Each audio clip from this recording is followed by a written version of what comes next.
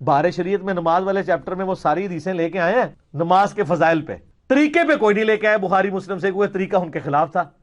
اور پھر ساتھ ایک لکھا نوٹ، ہمارا مقصد احادیث سے نماز کے طریقے کو ثابت کرنا نہیں ہے، ہم تو برکت کے لیے حدیثیں لکھ رہے ہیں، رہا طریقہ تو ہمارے بزرگ پہلے ہی کام پا کے ٹر گئے تو لہٰذا وہ کام پہ گیا ہے، سانو بھی وہ کام پہ گیا ہے۔ بسم اللہ الرحمن الرحیم۔ السلام علیکم دوستو، آپ نے دیکھا اور سنا بہار شریعت کی بات کی کہ مصنف نے نماز کے فضائل پر تو احادیث لائے ہیں، لیکن نماز پڑھنے کا جب طریقہ بیان کیا کوئی حدیث نہیں لائے، نہ بخاری سے نہ مسلم سے، اور اپنے ہی بابوں کا طریقہ لکھ ڈالا۔ نعوذ باللہ من ذالک، کتنا بڑا جھوٹا ہے یہ، اللہ کی لعنت ہو جھوٹوں پر۔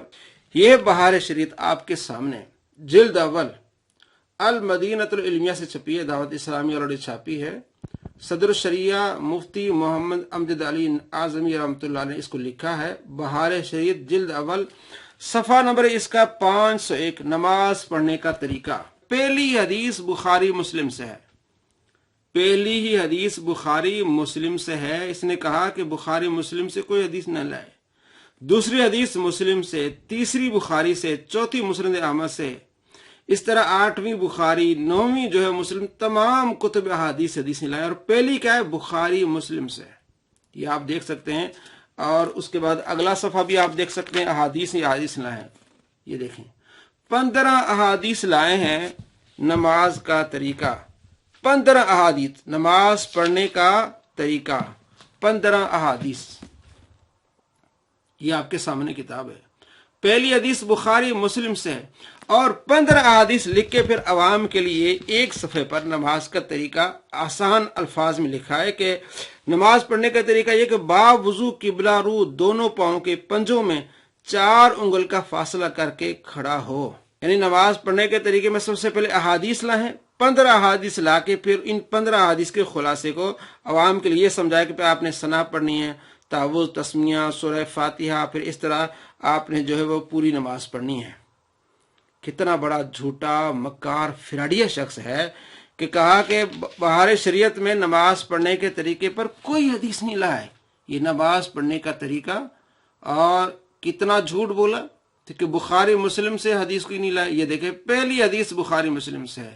اللہ کی لعنت جھوٹوں پر، کس طرح یہ گفتگو کرتا ہے اور کس طرح توہین کرتا ہے۔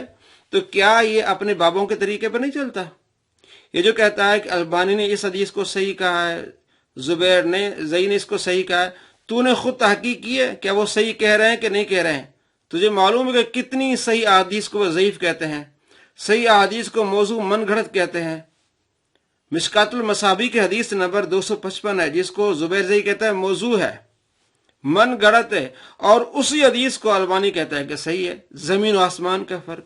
نبی علیہ السلام فرمایا جس نے میری طرف جھوٹی بات منسوب کی وہ اپنا ٹھکانہ جہنم بنا لے۔ تو اسی حدیث 255 کو زبیر زئی کہتا ہے کہ موضوع من گھڑت ہے، اور البانی کہتا ہے صحیح ہے، اور تو انہی بابوں کے پیچھے چلا ہوا ہے۔ اور جو محققین ہیں جنہوں نے علم کو پڑھا اور سمجھا، آگے عوام تک پہنچا، اس کے بارے میں اس طرح کی تو گفتگو کر رہا ہے، اور اتنا بڑا جھوٹ بولتا ہے کہ بہار شریعت میں نماز پڑھنے کے طریقے پر کوئی حدیث نہیں ہے۔ دوستوں میں نے آپ کو دکھا دیا کہ کتنا بڑا جھوٹا ہے۔ صفحہ نمبر 501 پڑھ کے دیکھیں، نماز پڑھنے کا طریقہ پہلی حدیث بخاری مسلم سے ہے۔ اللہ کی لعنت ہو ان جھوٹوں پر، الامان والحفیظ۔ السلام علیکم ورحمۃ اللہ وبرکاتہ۔